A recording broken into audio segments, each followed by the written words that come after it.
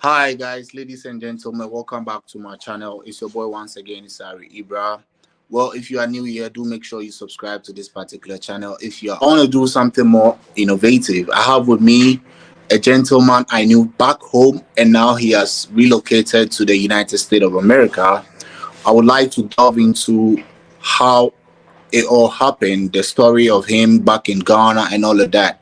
So, in order not to take much of your time, I would like to introduce to you guys to Mr. Mahani Fusaini. Mr. Mahani, welcome back to my channel.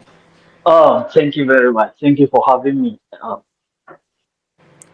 I mean, it's been a pleasant having you on my show. But quickly, if someone would ask, who is Mahani and what does he do now? I think Mahani is someone who has been determined from a very young age. Currently, I'm in the United States doing my master's in clinical mental health, and I had my bachelor's degree in psychology back home.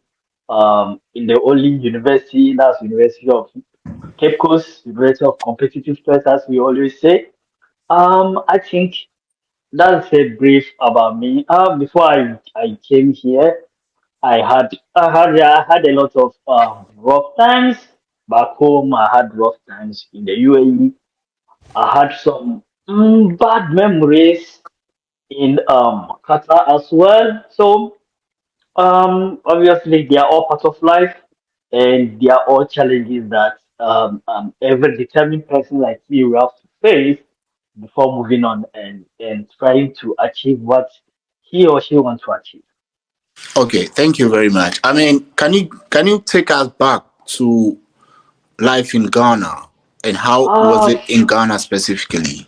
Life in Ghana was, but I wouldn't say it was terrible, but I would say it was challenging because as a fresh graduate, when I graduated in 2016 from University of Cape Coast after my service, it was quite a challenge. The unemployment in Ghana. I was home for almost 8 months. Sorry to say, sorry. I was home for almost 8 months before I could get a job. And even with the job I had, it was paying peanuts. Can you imagine a graduate uh, of psychology with first class? You go to work, and the whole month you're being paid like 700 CDs, sometimes 600, because I was working on hourly basis. Because the company I was working with, we were working on hourly basis. So sometimes they schedule 4 hours, sometimes 5 hours. So at the end of the month, you could earn like 700. If you earn most, it's like 800 in a month. And just imagine, as a young man, imagine you pay transportation, you have to pay for your fee. And I was lucky that when I was in Kumasi, I was staying with my uncle, so I wasn't paying for rent. So it has been a very challenging situation for me personally when I was in Ghana, because what I was doing was not paying enough, and it wasn't something that I could rely on in the long run. So I had my own ideas. I had my own opportunities. Then I took advantage of them. Then I made my first attempt and left Ghana. So Ghana, the situation in Ghana was quite challenging because of this unemployment situation for young graduates. Okay, so amidst all the situation in Ghana, how did you manage to find your way to UAE? Because like you rightly said, your salary was Oh, yeah, almost nothing to from talk about. yeah, for UAE, to be very honest and sincere, I met a gentleman who claimed to be an agent, and from there we took it. We had our own vibes, we had our own connections, and he agreed to do a visa for me. So I ended up with a visa, the 3 month visa. Then I left.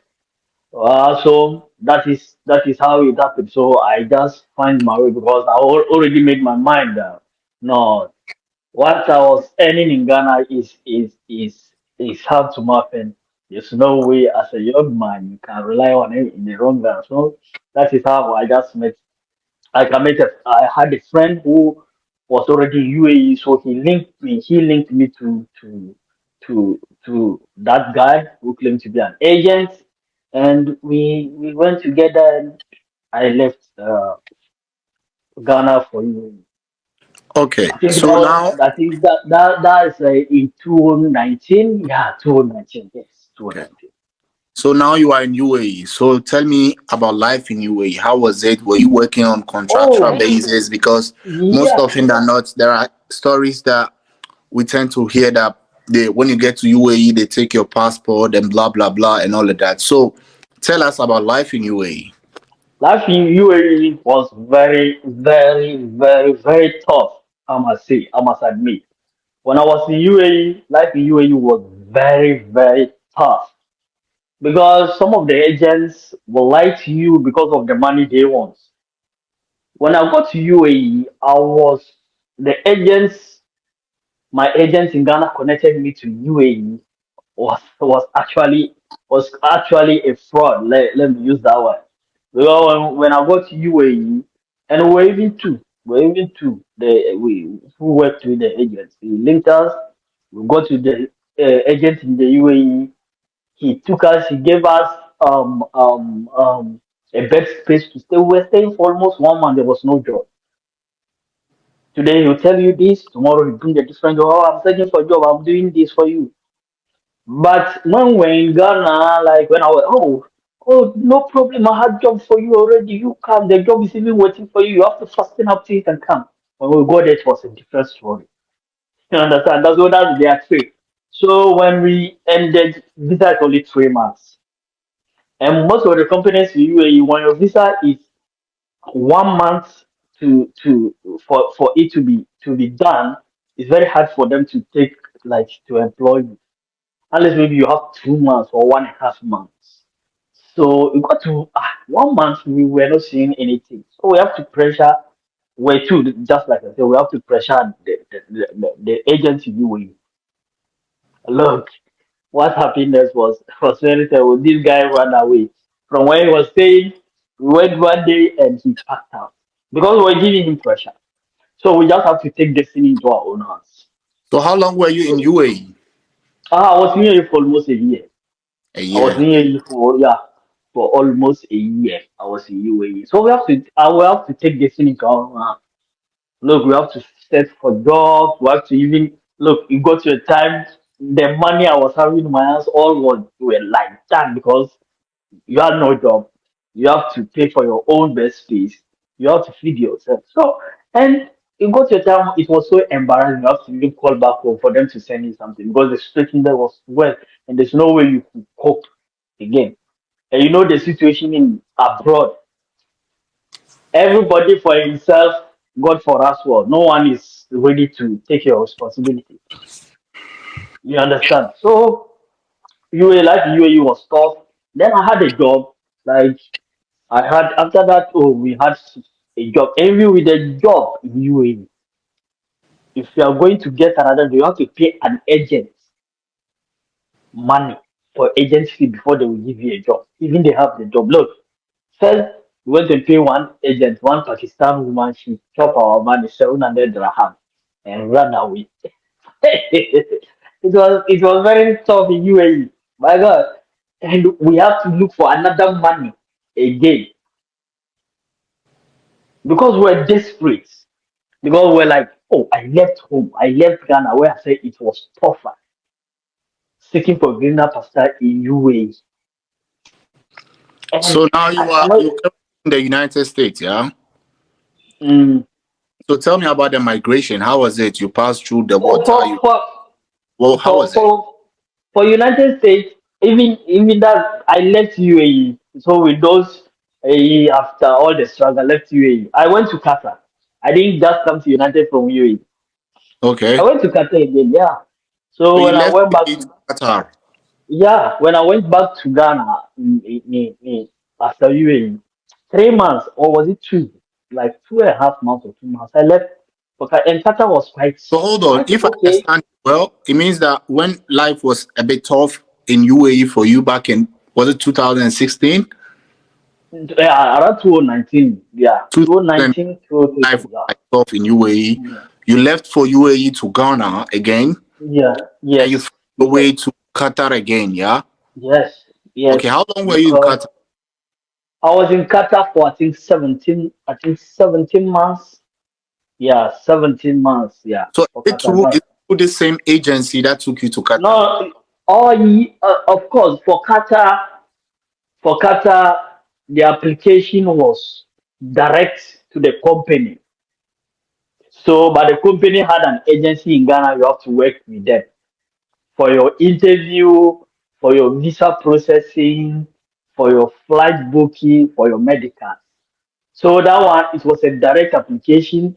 Then the agency in Qatar will link you to an agency in Ghana.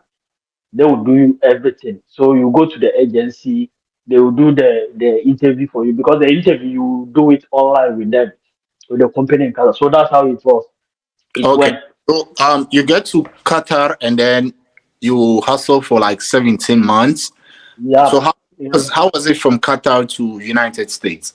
Oh, Qatar because I already had a dream like for me these Arab countries are just stepping stone. They are not places that I'm going to live for forever and depend on them because that their jobs are not paying enough. Like and before you can do something meaningful in life, it means you have to get a better pay in the Arab country. And what we're doing, sometimes they recruit you just like a laborer. Even though it came to a time I was an aviation security, even though the work was not very hectic, but the salary they will give because you were being recruited by a company, you understand? And they say they are giving you housing, they are giving you feeding allowance. So the salary was okay, it was quite okay, far, far, far, far better than Ghana, and far, far, far, far better than when I was in UAE. So it was quite okay. So after that, I started like applying. I'm a graduate with BS. I say, oh, no, why not? I started applying for schools in the United States. You understand? So I applied for I think two schools. I applied for two schools in the United States. I applied for University of New Haven, Public Health. I had it. I applied for currently where I am in Springfield College. I applied for clinical mental health and I had both. But I decided to choose here because their funding was quite good, better than the University of the New Haven. So my journey from Qatar to here was through school. I did everything on my own. I didn't depend on any agent. I'm a computer literate, so I just went online, apply for the schools I want. You understand? And and I saw one I knew here gave me some guidance that I would need with the documents that I would need for my application and all my so I had a friend there so and she was quite good. She also gave me some guidance. So I did everything on my own, my visa application, my school application, my whatever. Maybe I only required for documents which I don't have from people. Yeah, and I could remember I last contacted you for a certain document. Yeah, that we're working on, but later now I was able to get it from someone else. So basically, that's how it's. I think when I applied for the school, I think within 3 months everything was set. Within 3 months, everything was quite because I applied.